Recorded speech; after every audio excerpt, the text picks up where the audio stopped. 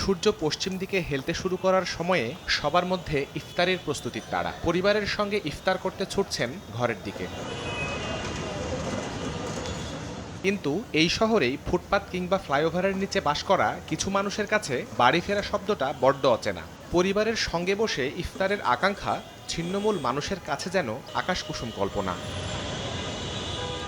রাজধানীর কাউরান বাজার। ইফতারের আগ মুহূর্তে এখানে প্রায় ১,০০০ ছিন্নমূল মানুষের জন্য সাজানো হয় ইফতারের আয়োজন, যেখানে আভিজাত্যের দেয়াল নেই, নেই কোনো ভেদাভেদ। খেজুর, শরবত আর ভারী খাবারের তৃপ্তি খোঁজেন অসংখ্য মানুষ।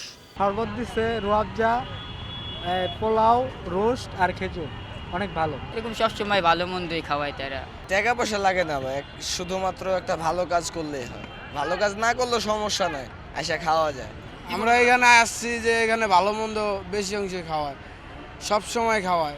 আমরা গরিব না, কিনে খাইতে পারি না। আনারা দিলে যেটা দিস তেরি ওর মুখ এটা এটি খাইতে গেলে 100 টাকা নাগবো, ট্যাক্স সঙ্গে বাঁচিল না।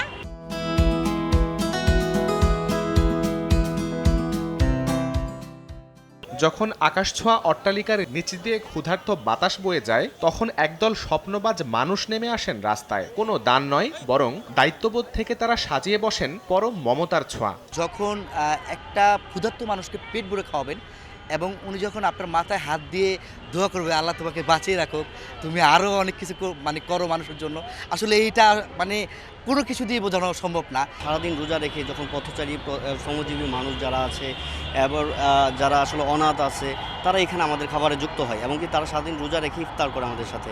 এটা আসলে আমরা স্বেচ্ছাসেবী যারা আছি, আমাদের কাছে সেলফ স্যাটিসফ্যাকশনের জায়গাটা আসলে অনেক বেশি। মানুষের এই দীর্ঘ সারিতে কেবল খাবার বিতরণ হয় না, বিতরণ হয় এক টুকরো মানবিকতাও।